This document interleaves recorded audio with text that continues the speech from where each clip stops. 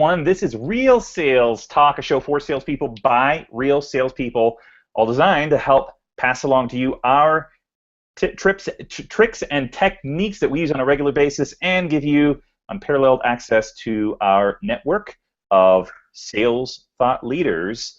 We'll introduce Morgan here in just a second, but tonight we're going to be talking about how to establish an SDR process that dominates. We've got our friend Morgan Ingram on the line. As I mentioned, I'll introduce him a little bit more in detail in just a second. But Henry, what's new with you, my friend? Oh man, a ton. I'm actually so as you know, I'm moving to take over sales and marketing for my dad's company. So today's moving day. So that's been fun. If you saw the background here, there's a lot of U-Haul boxes and stuff. So that's awesome. You know, great day in life. But did you manage to convince some friends to help you pack up? I did. Yourself? Nice. Yeah. Beer, pizza, and wings go far away. You know. So it does. It does. Free food, man. I used it to my advantage here. So. Yep. So when do you make the move? Tomorrow. I got a U-Haul and I'm gonna drive down. It's all packed up, so nice. I gotta handle a few more things here and then I'm out. What's the drive time look like? 3.5, 4 hours. So not too bad. Oh, easy. I just hate driving U-Hauls. I'm a car driver myself. U-Hauls are too big for me. Uber needs a moving service. Uber. Oh man, it'd be amazing. It's getting there. It's probably gonna get there soon. Yeah, I just saw they bought a trucking and transportation company, or I didn't see, but I heard from one of my coworkers that they purchased that. So they may be getting into like big rigs and transporting stuff across country. That'd be interesting. I'd love for them to move my stuff. I wish they had it right now. Yeah. I don't have to drive this stuff to New Jersey myself, but next time, you know. When I come down to Atlanta, when I move down to Atlanta at Morgan's territory, that's hopefully Uber will have it by then. Yeah, that's awesome. Yep. Cool. Well, how about you, Sean? What's going on? What's new? What's going on? So just trying to think. I think I can say this. I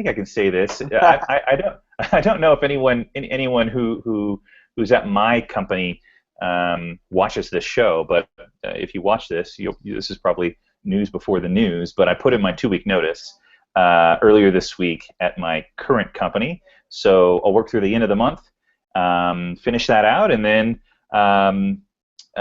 do some hustling to.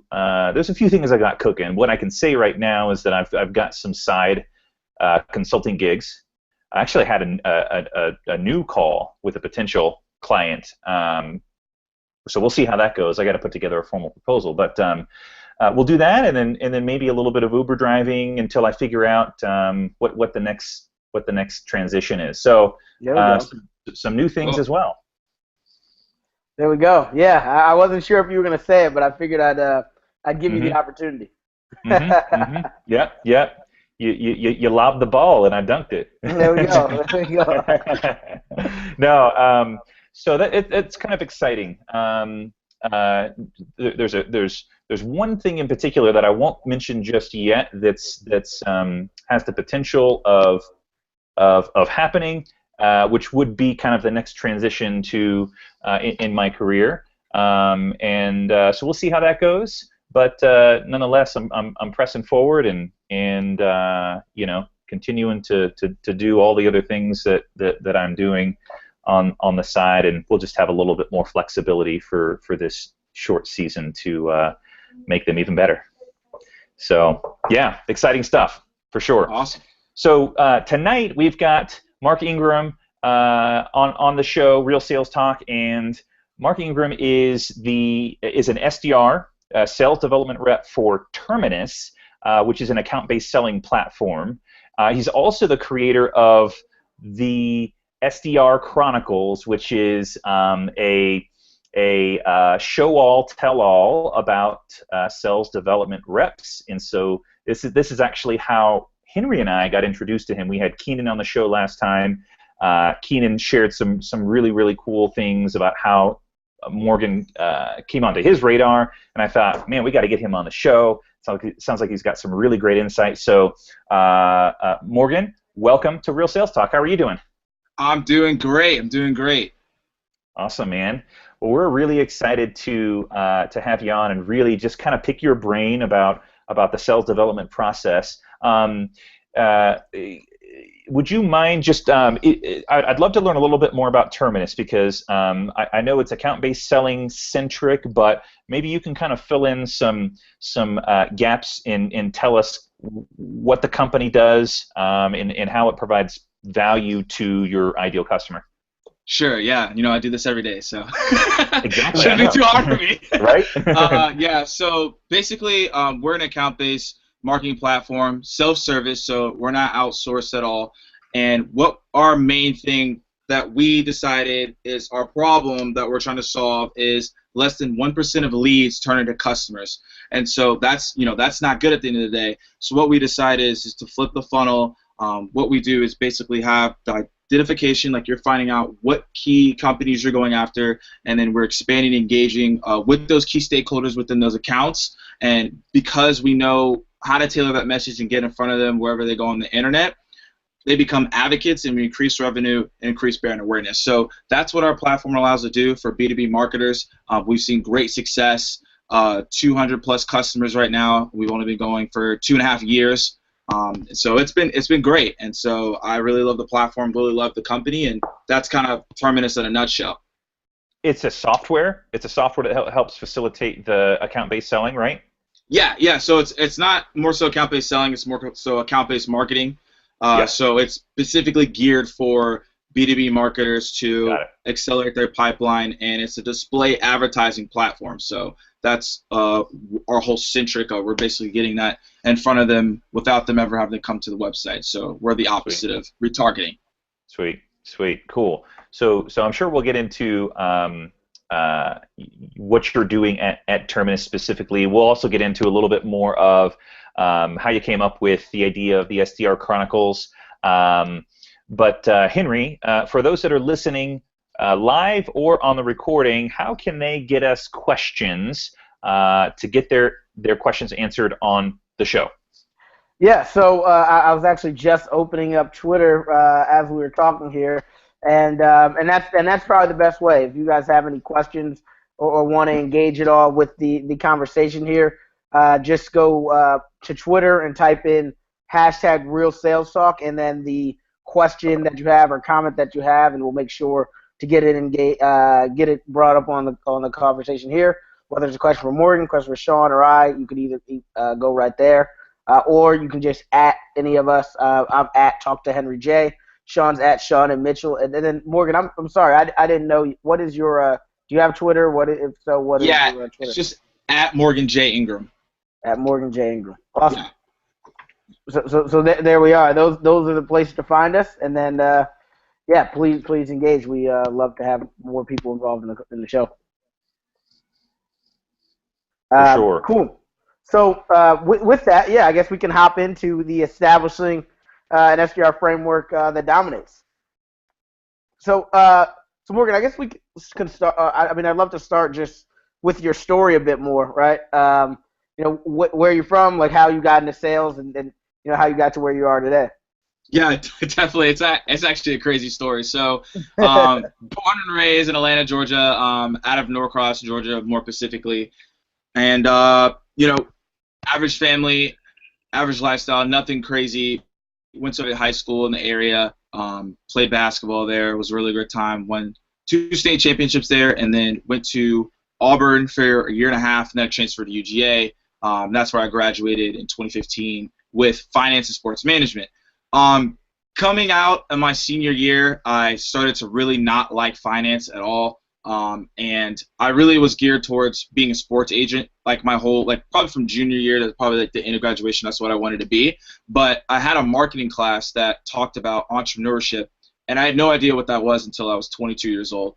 And so I was like, what is this? My friend kind of pushed me into it, and so I started a company my spring semester and my last semester at UGA, which is, you know, the opposite of what people do. People are out partying, like, live it up, like, you know, YOLO, like, this is my last year. Like, I was like, no, forget it. I wanted to start a company, and I got super zoned in with my friend. I hosted video game tournaments on college campuses, so going to different fraternities and different places and doing that. So it was really awesome. Got in the newspaper, was able to speak to different organizations, but I think that's not where my selling began. I think my selling began really as I was just growing as a person. You know, I had to sell myself to get to college. I had to sell myself to get internships. I had to sell myself to even get to be leadership positions in the organizations. So I think I was already doing that, but it came naturally to me because I always knew that nobody was going to promote me. I had to promote myself to get to those levels. So after I graduated, did that for 6 months, did the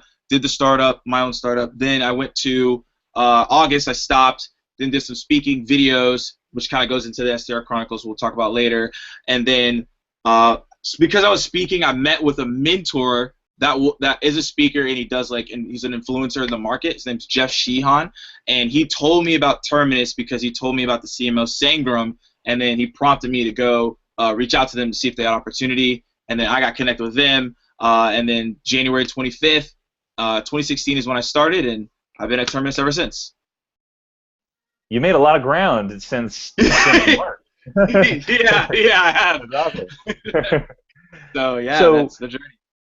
So you were doing some indirect selling, but did you, when you got hired on at Terminus, did you have any clue about like some of the technical aspects of sales, or have you just kind of picked that up by osmosis, or just kind of by learning and gleaning from others? Yeah, I mean, they told me after I got hired that it was super rare that they even hired me, that they just saw something in me, passion, and just I could absorb the information at a fast rate, which I'm able to do. So yeah, I had no technical sales at all. I had no quota carrying role. You know, didn't have anything dealing with emails or cold calling. I've done it before, but not like on a day-to-day out basis. And I had no procedure of a true grind like the role is. So I had no experience before I even got into this. I just knew that if I put my mind to it, and if I had the right mindset, and if I came in every day to really figure out how to work this, I could make it happen, and I could create an opportunity for myself, for my career, and for the long run. And so, yeah, I had no experience at all, but I think I was able to pick up certain sales skills during the time that I kind of was like being a go-getter and just going out there. I had to really sell myself when I had to talk to high-level executives anyways when I started a company and get sponsorships and all those things I had to do, and go to meetings, and like I had to present my whole idea so I could get money for it. So I kind of had that in me already, but I never had like experience or a full-time job or part-time job in the role. Cool. So you created this sort of vlog series called the SDR Chronicles. Give us a little bit of background on how you came up with that idea, and then fill in a little bit of color on what you've created and where you see that going. Sure. So the idea came from Ralph Barcy. You probably have heard of his name before. It came from his blog post, and he was talking about getting out of obscurity in your SDR role. And he wrote that back in, I think, October 2015. I saw it when I first started at Terminus because I was just reading through blogs, like, how do I get information so I can prepare myself? And I saw that, and I didn't really take it seriously at that time because I was like, I'm just about to start this. Like, no one's going to really care what I have to say. So I didn't do it. But I saw it, but I never did it. And then about till March, Rainmaker, which is Sales Loft's conference for sales development, and Barcy was there, and he spoke. And then I went up to him after, and I was like, hey, I saw your blog post. I'm going to start the YouTube channel. Like, just be on the lookout. And he was like, okay, like, we're going to see. You know, kind of like, you know, I probably hear this all the time, and nothing's really going to happen. So it had been 4 months, and I wanted to wait till it's 6 months in the role where I actually understood it and I could be really confident in the subject, and people just see my videos and be like, all right, he doesn't know what he's talking about.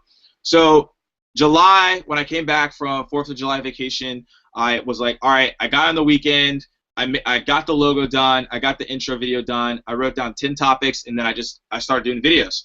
And I think the biggest thing for me is that, like, it's reinforcement. So the stuff that I'm saying, I know I have to do as well because it's out there. So if I'm not doing it, then clearly you won't do it. and I also see it as like a platform for people who are new SDRs, and they have their management, they have their director of sales development, but this allows something from someone who's actually in the trenches day in and day out and can bring some energy and just passion inside of your sales development role. So I just see long term as it being something that gravitates people to learn a little bit more in their role. Maybe provide some entertainment, maybe even being something even cooler down the road. But for me, it's all about personal brand, and I love doing the videos because people gain a lot of insight, and I'm always a person who wants to give value at the end of the day. So that's kind of what I see with the SDR Chronicles. That's cool. So clearly some people shared out the video, right? It came across Keenan's desk, and I'm sure it came across others. Were you pretty shocked and surprised that you were getting as much traction as you have with those videos?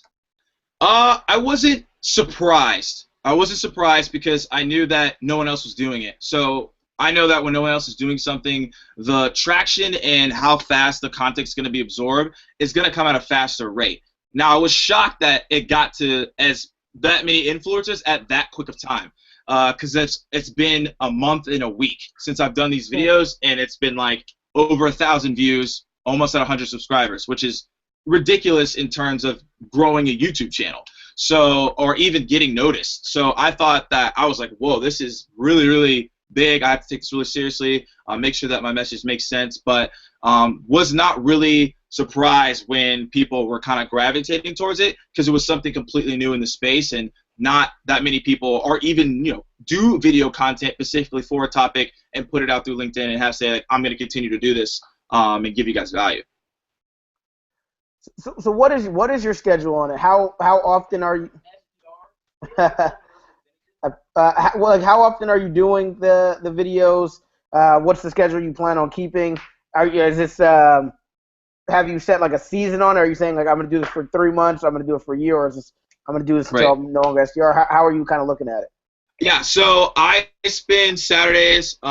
People can tell you I go in at like 1 o'clock to probably 6 o'clock, and I work on the SDR Chronicles.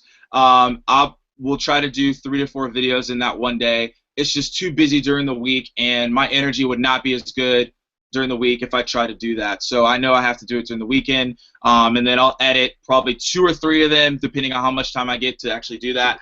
And then the rest is really responding to comments, messages, and biz deving, which basically is putting in front of the right people so that they know, hey, this channel is happening. Long term, I want to get it to 100 episodes. That's my goal. Because Barcy said if I get 100 episodes, he'll come on. So that's my goal, is to get the 100. Nice. And then from there, I think it will grow, and I can make the adjustments from there. But my goal is to get to 100. I want to post. My whole thing is 1 to 3 videos a week. And I'm also bringing in my coworkers and other sales development leaders, sales leaders on the show. So it's not just me talking all the time. It's other people giving advice and counsel, so that you don't, like, you're going to go there for SDR sales development stuff, but you also come for, like, okay, like, what's the career track progression for SDRs? I'm going to bring in somebody else for that. Like, I can't talk about that. It's not going to make sense. So those are the things that I see the vision with the SDR Chronicles, but I make sure that I'm putting in time to make the videos, and I'm putting in time to put it out there, because you can make content all day long, but if you're not distributing it to the right people, like, it's not going to matter, because, like, you want people to understand the value that you're bringing, so that you can, of course, help other people along the way. Gotcha. I love the idea of you creating, like, finding where the white noise is at, where the space is at, and then creating some content around where no one's talking. And I know that there, we've had a guest on the show, Phil Keen, who is an SDR manager, director, and so we've had some topics like that, but I can't say I know of anyone who is really putting out content who's actually in the seat, and I think that's what makes it really special. And I think that's what makes Real Sales Talk special as well, because there's a lot of people who can say, I used to do this back when I was in that role, or maybe try this. This used to work when I was in sales, and so they're full time coaching, they're full time sales leaders or managers or whatever. But I think what makes this really, really unique, what you're doing, is the fact that you can say, I tried this earlier today, and it worked really, really well. Why don't you try this too, and let me know how it works for you? Yeah, I think that's really it. I find that in really anything, when you're doing something and you're telling people how you're doing it and the success or failures you're seeing from it, people resonate that with someone who's like, 70 years old, and it's like an example, like someone came back for when I graduated from University of Georgia, the business school. It was like a very, very old executive. He was like 70 years old, and he was trying to tell us like what he did after he graduated, which that was 50 years ago for the most part. So that has nothing to do with what we're about to deal with, because our age is completely different from that. So it's like great advice, great wisdom, but I need to hear from someone who's actually doing it and understands my struggles and understands my stress on a day-to-day basis. So I believe that's kind of what the SDR Chronicles does is, hey, like you may be struggling with keeping a steady mindset. So this is a reminder that like when you're frustrated and nothing's going right for you, keep it steady, because you have another week to make up for that last week that you didn't do well on. Awesome. So when you think about so I looked at your page. I know I saw one of the things you talked about was keeping the mindset straight. But when you look going out right further to those 100 videos that you're going to do, what are like some of the topics that you think are very important for SDRs to think about? Topics that you're going to cover more of. What do we have to look forward to in terms of SDR Chronicles? Definitely, and yeah, people are like, you're gonna run out of topics, and I was like, no. There's a lot of stuff that's definitely I've put down. There's like a whole document of ideas and things I'm gonna do. But I think the biggest factor I think that has made our SDR team as a whole so successful and just be such a buzz in our company is the culture. It's just the culture, and we have such a cohesive culture that like we will like text each other. We have a group text, everything, and like we actually enjoy going to work with each other. It's not like we don't like each other and we're like cutthroat, like get out of my way. It's like I genuinely love the people that I work with. When I come in there, I'm excited because I know everyone in there is like my friend, and then I can talk to them and we can have good conversations, and that like we're all kind of growing through the grind, and like if someone's having a bad time, like there's like 7 other people that can pick them up, 10 other people that can pick them up. So I think one of the things I'm going to talk about is definitely culture, because it's talked a lot about, but I want to like talk about the things that at least make our culture great and things that people can implement. Another topic that's going to be coming out is taking breaks. I think that in our culture today, we have all this stuff, hustle, grind, but like when you really think about it, like you gotta really listen to the people that are being successful, because they talk about the breaks that they take. They talk about reflecting for 10 minutes of time, and just based on mindset that you can't like grind for 10 hours straight. Your productivity is just gonna go down. You have to do it in interval spots of 90, take a break, 90, take a break. I have on my calendar, that's how it is. So I think I'm going to talk a lot about breaks, because if you take breaks, you actually get your time to calm down to make better calls. Because if you're in the morning and you're frustrated, you're not getting anyone, or people are hanging up on you, and you continue to call, you're just going to be angry. Like you got to take a break, calm down, and then assess, then go back at it. So that's another thing. And another thing that I'm going to do is really break down how you can bounce back from disappointments you've had. So I think a lot of people talk about how to be successful, but I think people need to talk about like take the failures that you had last week, improve on them so you can have a better week. I think people don't talk about like, hey, if you did really bad and you failed, let's like hone in on like that week. Like that's an important week to like really reflect on. Not like I had a great week and like let's reflect on that week and it was awesome. Like when you fail, you should be like, all right, cool. Like get a little bit excited about that, because like there's things that you did wrong and you can erase those for your entire career and never do them again. So those are a couple topics that are in the works that will be expanded and will continue to flourish, and definitely excited to talk on those on the show. Unpack the failure component. Can you talk specifically about what types of failures are common with SDRs? I mean, the first thing that comes to mind is just better handling a cold call or a Mhm. cold conversation. But maybe you can take that a different way. Like when you say reflecting on failure, what types of things do you typically see in the seat of an SDR? Yeah, definitely. Well, it's funny, and not on our team, but I've heard about it before. Like people are failing to pick up the phone, right? So like, It's an easy one. yeah, it's like you're failing to pick up the phone to make the call to go out there and do what you have to do, right? So there are people who are like, I don't see any success, and then the manager's like, you're not even picking up the phone. Like, how are you expecting to get any results if you're not picking up the phone? So I think that's just a thing that's very simple, can knock it out of the water. Like that's a failure. I think another failure that people have is that they're too nice and they let the prospect get off the hook. I think that you really have to challenge the prospect because they're getting these calls every single day and they're just treating you as another call. Like they don't actually know the value that you're bringing to their organization or what possibly you could do for their for our purposes, marketing stack or sales enablement or customer success. They don't know how that's going to help them if you don't challenge them. And I think people fail to challenge respectfully and professionally to the prospect and just being like, hey, I can't talk right now. And then you say, all right, well, bye. Like, that's not helpful. Like, you got to be like, okay, great. When's a better time? Or when someone says, I don't have the budget, it's like, great. I understand you have a budget. Like, let's still set up a time to talk about this so in the future we can dive deep into your use case. It's just objections that you handle like that I think people fail to go into it and figure it out. And so I think that's another failure that people do. And I think another thing that people fail to do is prepare. Preparation for your day, video I made, like how to handle your schedule. I think people are coming in and they're like, I have to make, in their head, mindset-wise, they're like, I got to make 200 calls, and they're willy-nilly, and they'll make 200 calls, but they're not taking the notes of the conversations they have, the emails that responded, when to make the calls, when to take a break. So I think people just fail to prepare, and I think people fail to take action. So those are like kind of the two things. I think it's cool. I think it's like simply profound.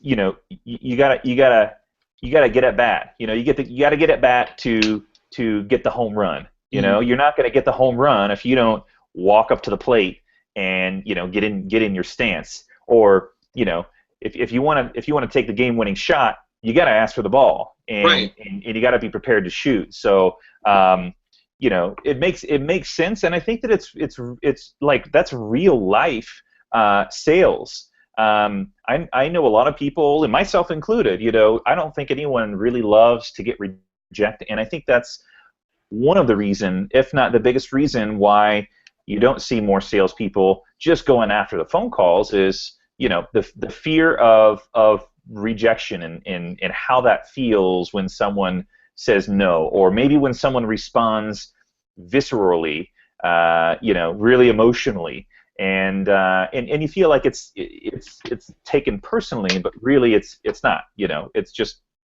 you caught them at a bad time. It doesn't mean they don't like you, and it doesn't mean they don't like your product. Right. It just means you caught them at a bad time. So I think that's really, really interesting, and I would be interested to hear a little bit more as we chat. But Definitely. like from on a daily basis. I'm stealing Henry's question. Henry, I know you got a question for him. I think it's probably a good segue. Yeah, I was gonna say you could have hopped into it. I don't mind, but because I had a ton of questions just from that little riff there. But yeah, I'll go with the one prescribed. So yeah, what does your day look like, right? Like, so how Right. you mentioned planning. Can you break that down a little bit for us? Like, do you have a certain amount of? I know most times at SDRs you have a certain amount of dials you have to make, or some hours you have to be on the phone. How are you breaking that out, like from a preparation standpoint, but also being on the phone and kind of going after it standpoint? Yeah. So at Terminus, we like I said, we have a very special SDR team. We're not micromanaged really at all. Like, we're not asked to make a certain amount of calls in a day. Like, it's really like however you think you need to hit to make your number. And everyone, for the most part, hits their number, and everyone does what they need to do. Do you have a quota number, or is it some sort of other measurement? We do have a quota number to hit, but calls, no. We don't have you don't have to make this amount of calls every single day or single When week. you say quota number, you mean like a amount of meetings for like the account execs, or is it like as a revenue base? You're talking to me? Yes. Yeah, it's demos completed is our quota number. That's how it's based on. Yeah. Gotcha. Yeah. But I was saying, like, in calls, emails, like, we're not like you have to make this many amount a day. We're not like that. So my schedule, basically, I'll kind of go through my entire schedule for my day. Like, I wake up at 5:30 in the morning, and then I go to the gym. I'll get to the gym at like 6:30, and then I'll get to work around 7:20. And I like getting there early for the sole purpose of, like, I don't like coming in somewhere and then I have to immediately go grind, right? Like, you get in like at 9, it's like I got to make calls right now. So I like processing what I have to do, strategizing, planning. I have a note card of people that I need to contact that week that I should be following up on or continuously following up on, making sure that I get on their radar. And then at 8:50, we have a daily check-in. See what's going on, highlights for last week or for that day, what we have for our SDR team. And then from 9 to 10:30, I make calls. And then from 10:30 to 11, I have like double touch. I'll do LinkedIn, Twitter, making sure like, hey, what's going on here? Maybe somebody I can catch on social and get like a special message for them. 11 o'clock is my break time. So that my break time can be different. It could be, hey, I'm going to go and take a walk for 30 minutes, or hey, I'm going to go listen to a demo that I sent over to an account executive, and so I can listen to that conversation so I can get a deeper dive into the handoff that I did. Or I could go take a nap. I don't know. It depends on like how I feel that day or what I want to do. It's my break time. And then after that, 11:30, it's really just seeing, okay, can I catch somebody early in the morning on the West Coast? Or, you know, I can just basically do something else. It's a miscellaneous time for me to do what I need to do. There could be like a meeting. I don't know.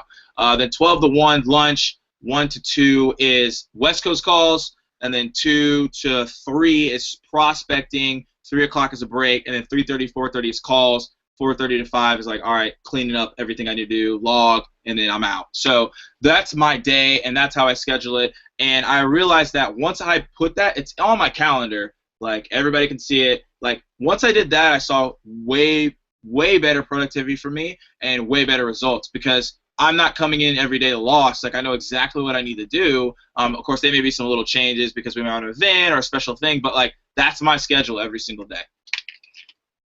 So I mean, it sounds like some of the secret to your success is you scheduling out, you time blocking. I mean, that's really what it is. You're time blocking out specific times to do specific things.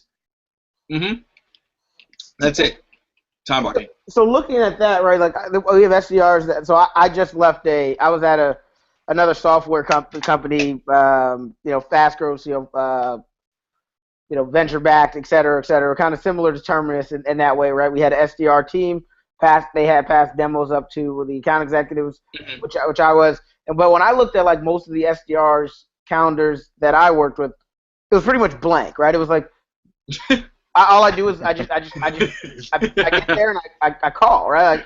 Like I get there, I have 200 leads in my name, and I know I'm trying to make 80 dials today, and I'm just gonna go, right? Right.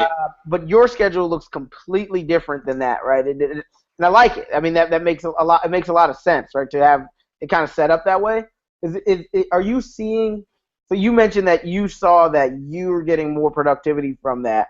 Are you seeing that expounded to other people on your team, or are you the only person who kind of does your schedule like this, and everybody else is like, yeah, that Morgan guy, he's weird. Seriously though, right? Yeah, great question. So a couple things I want to touch on. So you're saying that you saw your SDRs, they had their calendars blank. And something that I learned from a friend was like, if your calendar's blank, you're not making money. And then I was like, that makes sense. Like, if you don't have anything on your calendar, what are you doing? Yeah. You're just like out there trying to make something happen. Like, it may happen, but running off with chicken with your head cut off. Like, you are. You're just like, oh well, I hope someone falls in my lap today, and they answer the phone. Like, I hope someone answers my email. I hope someone follows me on Twitter. Hope someone sends me a friend LinkedIn request and wants to see a meeting for me. Like, you're just out there, like in the ether, and like, I don't want to be like that. So I was like, all right, the most productive thing that I can do is write down what I need to be doing, and having the calendar blasting my phone up saying, this is what you need to do. And it's cool because, you know, in the beginning for the first 3 months, I just kind of was like, I need to do this. but I was kind of like miscellaneous with it. But once I wrote down the calendar, I was like, okay, I need to do this. Like, it's written down, and like whenever something's written down, I do it. Like, that's just how I am, and I feel like a lot of people, when they have something written down, they're like, I have to do this. Like, you take your grocery list, like you gotta do this. So that's what helped me a lot. Saw the productivity go up, and then yes, a lot of teammates started seeing my numbers increase and started seeing me being very, very proficient. And they're like, Morgan, what are you doing? And I was like, go look at my calendar. And they looked at it and they're like, what is going on? Like, it's like literally lit up like a Christmas tree. Like all the stuff I have to do, but it makes me super proficient. So I've shared it with a couple of teammates. They use it now. They use it for their breaks. They use it for call times. But even my director of sales development was like, hey, like there's some people who need more time efficient. Like, hey, take them in a meeting and show them how you did this calendar. That has helped me out tremendously, and my teammates have used it as well, and they said that it's helped them out a lot with their whole entire schedule and their productivity. So where do you so that's interesting, right? I agree with you. Something that I started doing more as I got more into my career, and I got a lot of it from like reading books. Like for example, like 4 Hour Workweek was something that was huge in terms of like me being a lot more effective with my time. But when you look at your growth into doing that or anything, right? Like, where are you learning like these kind of methods? Like being like, all right, I want to make sure that I'm allocating my time correctly. Is that coming from books that you're reading, or are you getting that from mentors? So you mentioned mentors a few times. Is it more like, I mean, you play basketball, right? So I see some correlations in business and sports all the time. Sure. Just kind of, what are your inputs, right? Right. Just based on scheduling or based on overall? Overall, like what scheduling is as a part of it, but like also like just your success, right? Yeah, I think the biggest thing that I have learned for sure is that you have to have some type of schedule in order to succeed in what you're doing. Like, there has to be a schedule, and in basketball, like we had to practice at 7:30 to 9:30, right? Like, if we don't practice, we're not going to be good. We're not going to win championships. And even before the season, like, we have to prepare, like train. We have to go do those things. So, and also, the biggest thing is that you have to do research. I think a lot of people don't spend the time to do research. So as you said, I do a ton of reading. Like it's ridiculous. I read, mindset, psychology, business books, sales books, blogs. And so a lot of stuff that I learn is just stuff that people say, but no one's ever executed on it. Like it was in Barcy's blog that, hey, you can go start a YouTube channel, podcast, but no one had executed it in over 8 months. And I was like, I'm going to capitalize on this. And I think a lot of ideas and a lot of things out there are just like, they're out there, but people either just read it and like, that's super awesome, and they get excited. Like, you guys know who Gary Vaynerchuk is? Yeah. Yeah, it's like, no, I never heard of him before. Just kidding. Some people haven't. Some people haven't. Yeah. So it's like watching a Gary Vaynerchuk video and being like, wow, that was awesome, and you start doing the same stuff all over again. It's like you're hype, you're excited, but you're not willing to take the execution that's willing to get up to this hype. And what I have been willing to do, and what people have told me in the books that I've read, is that you have to be willing to execute so that you can get up to this hype. But nowadays, everyone wants to just live up in this hype that, like, I want all this money, I want all this success, I want everyone to notice me, but no one's willing to execute and just start from the ground floor and understand how people that are up here were, like, down here, So for a long time, too, right? No one knew them. No one knew Right. who they were. They just did the right thing over and over. Exactly. And it's definitely a lot easier. I mean, I would say a lot easier now to get more exposure with LinkedIn, Twitter, Facebook, and YouTube. Yeah. But I think you have to understand the foundations of those people and keep reading, keep researching, keep digesting material so that you, like, pretty much are like an outlet of that material because you know how to execute. So that's kind of how I've taken everything throughout my life. No, I think that's a great point. I know a ton of people. I had a buddy. We had when I was at SDR, we had a book club amongst our SDR team, and we'd all read like these different books. And after a while, I'm like, look, we keep reading these books, but we're not doing any of the things that the books are saying. Like, let's read a book this month, take a break the next month, and keep each other accountable on doing some of the stuff. And everybody's like, no, I should keep reading. I'm like, that's mental masturbation, man. There's no point in like just reading for reading's sake. Like the whole point is to get better. So I mean, I think it's a great point. You're saying like people do it all the time though, which is, I mean, sad but true. Yeah, it's really sad, man. It's really sad. But I'm really interested to get into some of the technical processes. So, for example, when you get assigned accounts or verticals? Do you have the freedom to establish where you want to focus? Does that come from the account executive? And how do you establish who you're calling on a regular basis?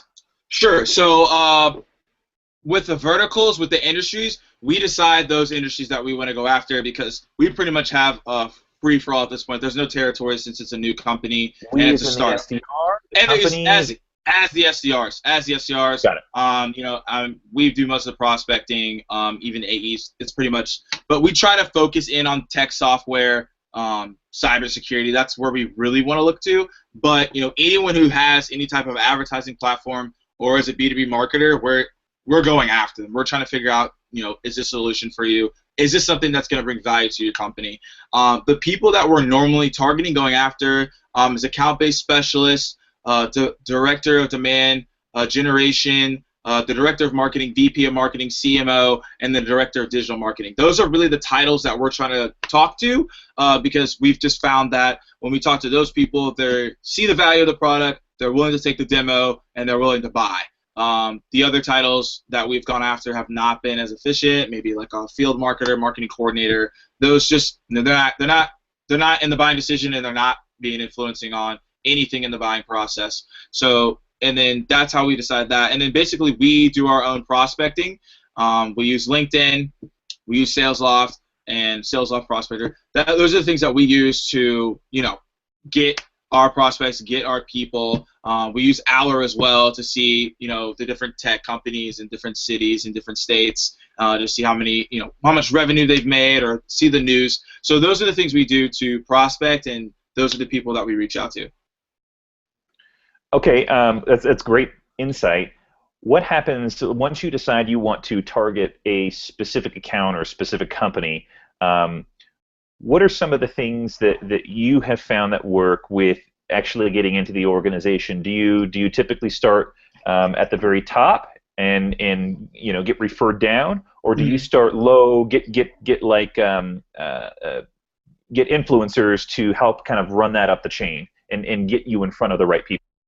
It all depends. If I see the director of demand generation, I already know who I need to talk to. Like, that's the person that is going to take this demo. That's the person who's going to understand the value. So I try to find things on LinkedIn that maybe they read a blog post, maybe they went to my college, maybe my friend went to that college, and I can add that in. I try to make sure that email is the most personalized email so they see it. And then I always will reach out to the CMO.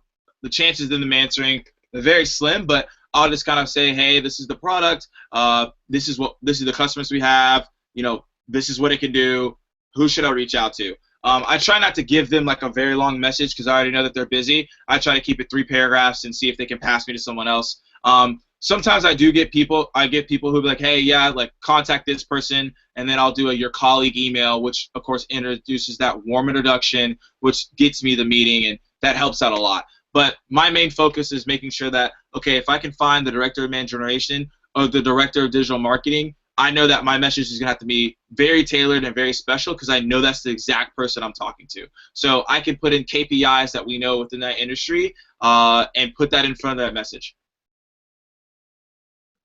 Are you finding a specific platform or avenue that's getting the best response when you look at like email, LinkedIn, Twitter, phone? What do you find works, or do you find any trends in those? Yeah, I mean, I think it's really tough because a lot of marketers get tons and tons of emails. So I would say email is the best way to reach them, but is it going to be the best response rate? Probably not. So what I found is that I try to take a LinkedIn approach and try to make it a personal invitation and send them in a message through there. I've seen higher response rates through LinkedIn and Twitter, but it's harder because if they're not active, then it's not going to matter.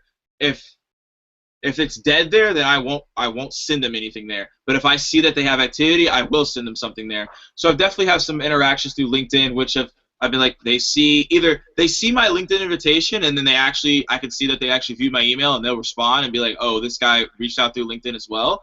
But I also found out that, I can see who views my emails. I call them immediately, and they're more responsive to pick up the phone because I know that they're looking either at their phone or they're at their desk, so I know that they're gonna respond to this call, and it's more warm because they're like, I just looked at your email, or I just clicked on something because I know that. So those are the outlets that I've been using to reach out to people, and I've seen that be effective. What's Snapchat? How do you use? Are you using Snapchat at all to kind of build connections with people? I haven't followed you yet, but I will after this. But are you leveraging Snapchat at all in this process? Leveraging Snapchat in a B2B space, currently not as much. It's just like the people that I'm reaching out to, they're not on Snapchat, or if they're on Snapchat, they don't use it at all. So I use Snapchat just for like personal branding, just kind of giving out advice on my perspective. There are other sales influencers who are on Snapchat, so I'll reach out to them and get their advice through that. But I don't think Snapchat hasn't been a thing where I see like other CMOs and other director of marketers using it, that they're kind of like giving it out there, like, because you have to have someone's snap code to like talk to them. So I haven't found it on their Twitters. Maybe it comes down 4 or 5 years down the road. Maybe it comes out next year. I don't know. But Snapchat hasn't been something that I see that B2B marketers are on that I can kind of talk to them. So at least that's been my experience. Cool. Good feedback. By the way, I can recommend a couple of really great sales influencers on Snapchat. I know they're on there for sure. I know these guys named Sean and Henry. I know they produce some really great content. Gotta go follow them. There we go. That Sean guy, I actually really like following him. So just saying. There it is. Another word of advice there. I feel the bromance, Henry. I feel the bromance. It's brewing. It's brewing. Awesome.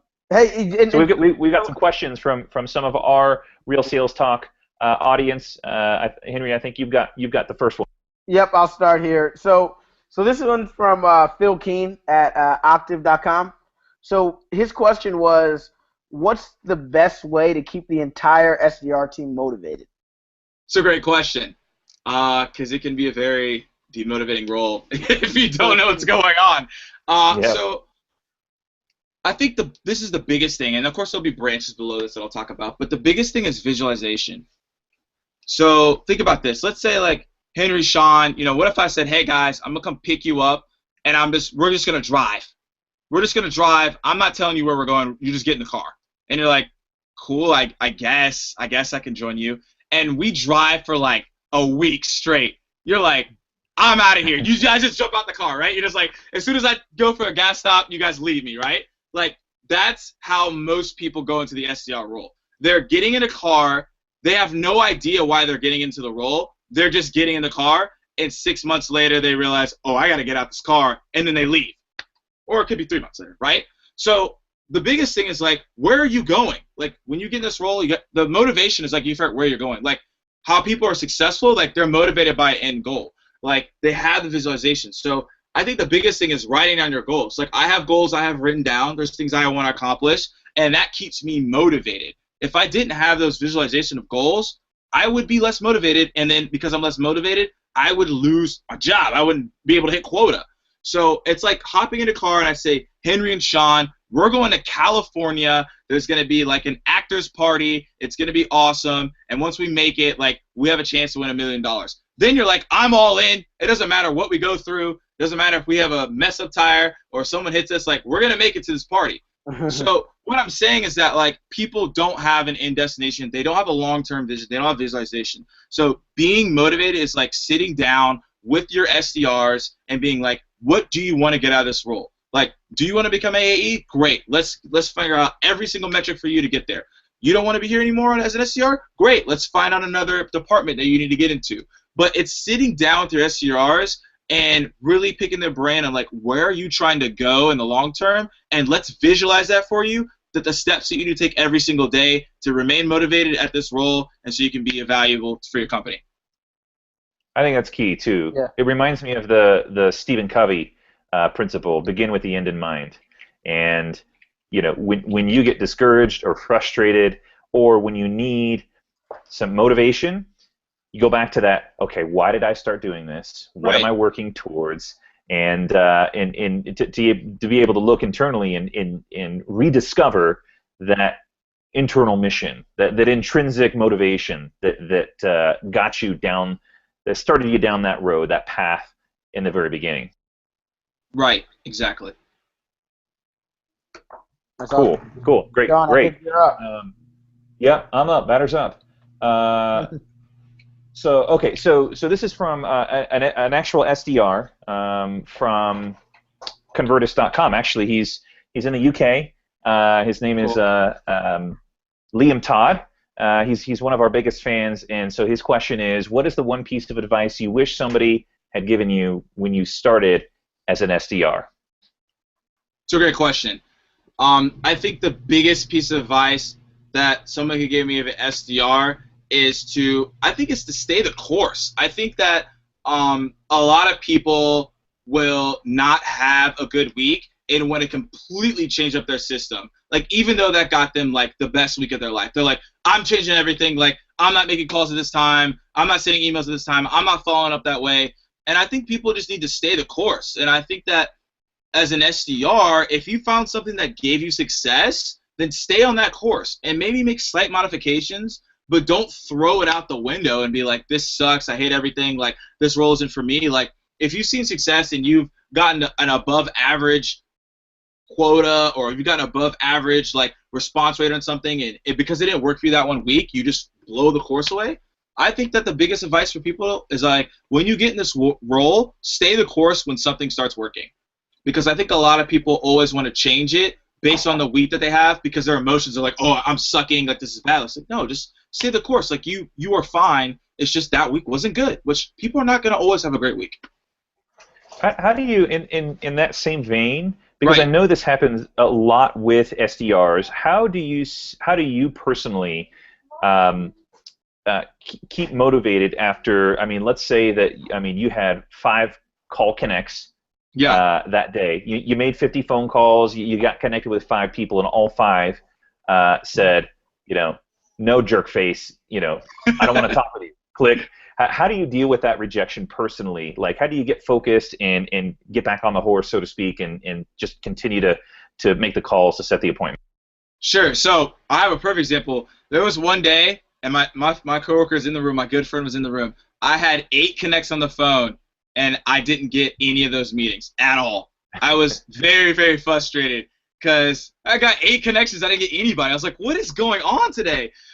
So when it comes to that, you gotta be like, you gotta acknowledge that, hey, this sucks. And I think when you get to that point, you gotta walk away from it. Kind of what I talked about previously. You gotta walk away for like 10 to 15 minutes, collect yourself, and then the next thing that you need to do is you need to go take those calls and break it down with a fellow colleague, or break it down with your boss, or break it down with your director. You need to sit down and break that down, because you have all these mistakes that you lined up, but all the mistakes that you lined up could actually be the things that you actually need to succeed in the long run, and actually could curb out all those things that you may deal with through bad weeks. Like, oh wait, I remember that when I had 8 connections and I didn't get anything, but I just learned 8 new lessons that I can implement on my next 8 calls that can get me 8 straight meetings. So I think it's understanding that, hey, look, like, it's just life. Like, it's understanding that, hey, look, you get cut from a basketball team. It's like, okay, great. Like, what are you going to do next time to make the basketball team,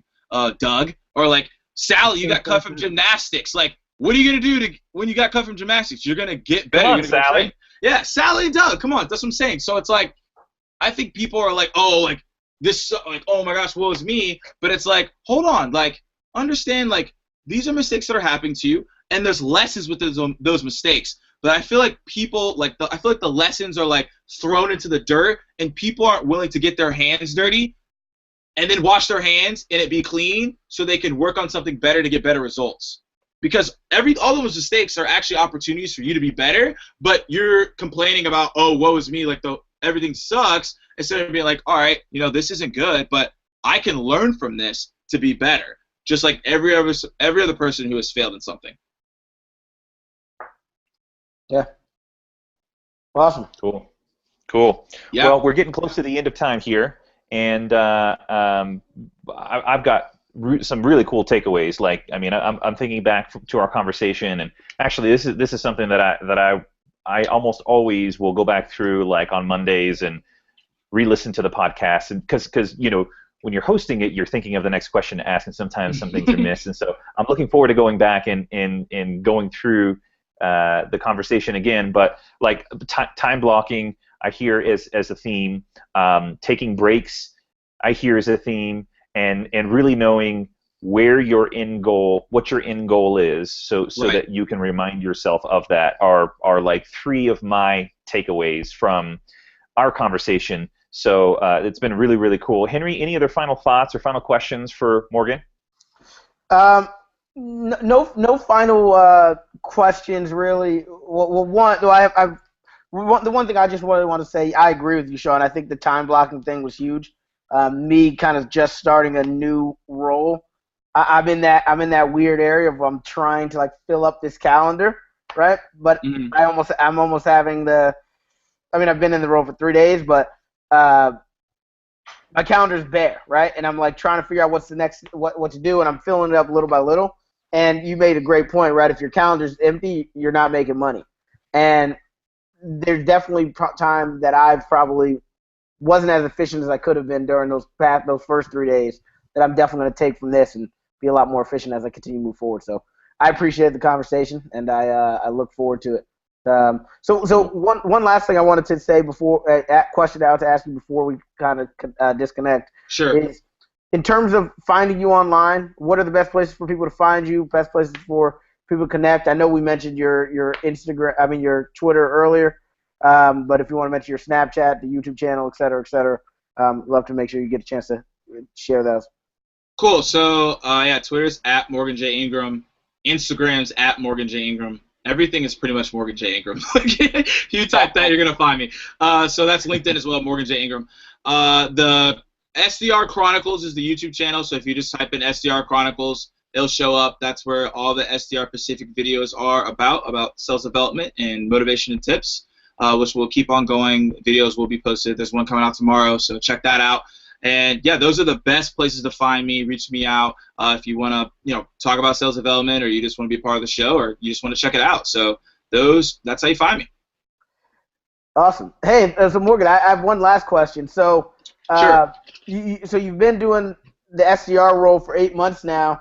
What happens when you move on from the SDR role? Do you start like the account executive chronicles or the inside sales rep chronicles? Like, how does this? What is going to happen? What's that?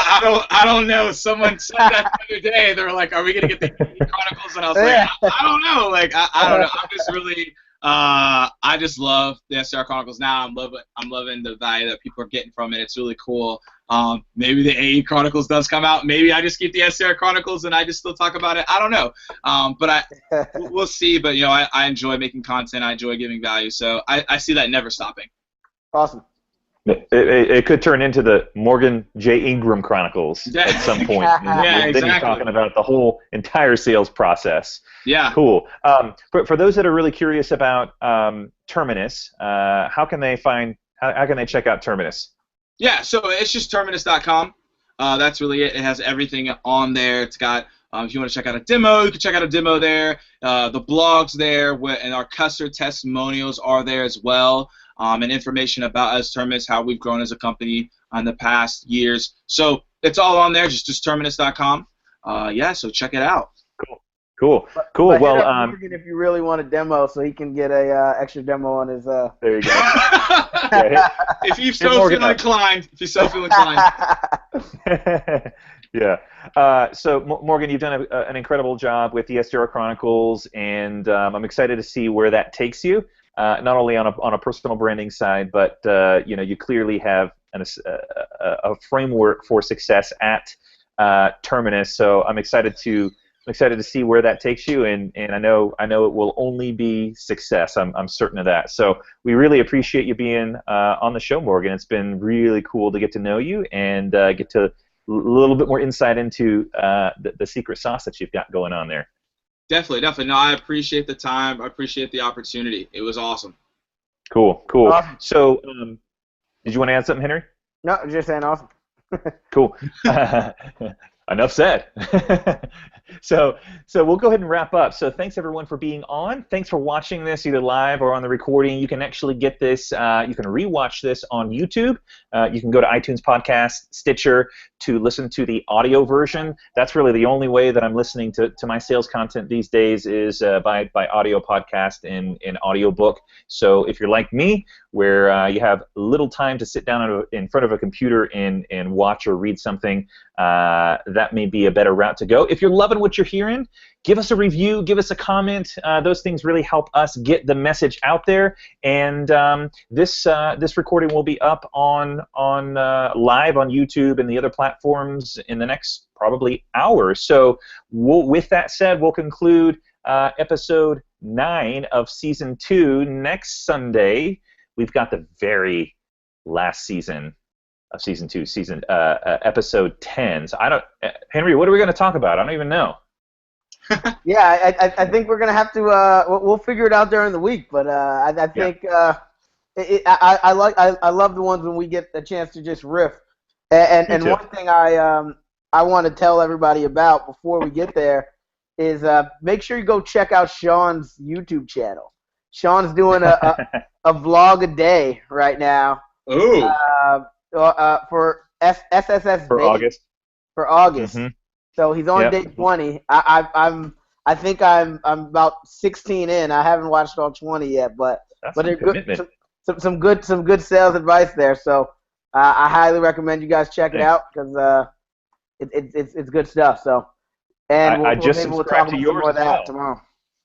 I just subscribed to yours as well, Henry, today. So I saw that you were putting out you were repurposing some content, and you actually are doing some daily vlogging as well on Facebook Live, which I really, really love. How's that been going for you? It's actually been going real good. It's crazy. Like so I mean, I haven't been doing it nearly as long as you, right? I think I've done 3 days. The first 2 days I got like 100 or 200 views on them, and then the third day, Justin Lindsay, he reblogged it, and I don't know if it's from him or because he used the hashtags or whatever. But because I put Uber in the name, I got 1,200 views on it, and I was like, wow. I don't know, 1,200. You know, it was ridiculous. But I'll take those views. I'll take those views. So yeah, I'm starting to do it as well. I just wanted to try out Facebook Live just because I know the way the notifications work. Everybody sees it, so I thought it'd be a good little test there. So yeah, hopefully that'll help my me sell some smart home stuff at the new business. Cool, man. That's cool. Cool. Awesome. Cool. All right. Well, thanks again, Morgan. Really appreciate everyone's time and for joining and following along. And we'll see you next Sunday, 9 p.m. Eastern, for the final episode of Season 2. Have a great night, everyone. Have a good one, guys. See you guys. Bye.